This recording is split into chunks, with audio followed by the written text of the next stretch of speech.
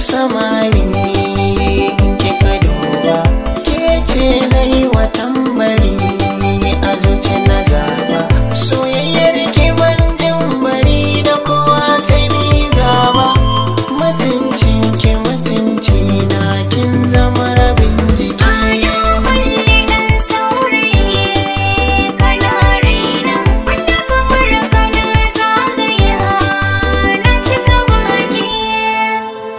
Ado Kwalli. Da macen ke nake jira a wannan duniya.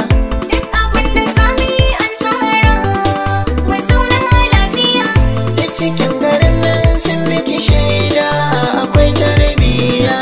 Ika fasa gani soyayya ce ni ina jin kunya. Kamannin madake da idanu na gani, so ya bi jini farin ciki na.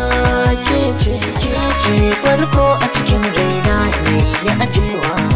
Mata duka kin fi su gona, baki da tamka.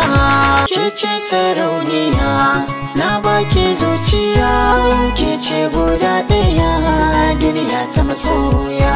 Bayan ke a zuci babu kowa, uwar gida ta daga ke na rufe. Bayan kai a zuci banda kowa, miji na aure mai san farin ciki. Sharwarwa mata a sharwa, ku sha sha'anin ku duniya ce sama.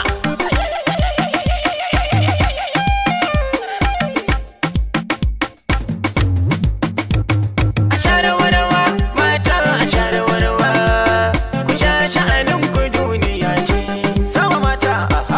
Wani ya tashi wani zai kwanta, wani ya gaji wani zai huta.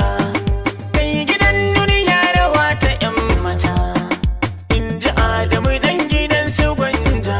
Haya sama mata. Kai ku taka rawar ganin ido mata, ku nuna farin ciki da gangata. Kai ku sha shanin ku kun ji 'yan mata, tun da biki ake na 'yar gata. Na taimaka waje amma kai baka duba haƙƙin aure na.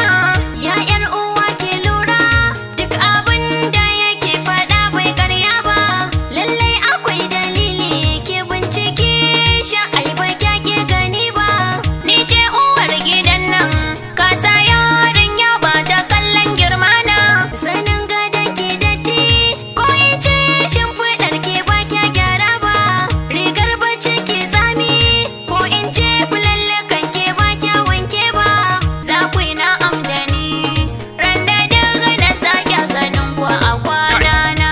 Dan Allah karki harki tsalle sabina, inda na ga dama zana je in haye gado na yi bacci na. Ai da kina da kunya baki zo nan ki furta kalma ɗai kaina. Da dai ina jin haushi yanzu gashi zana huce haushi na.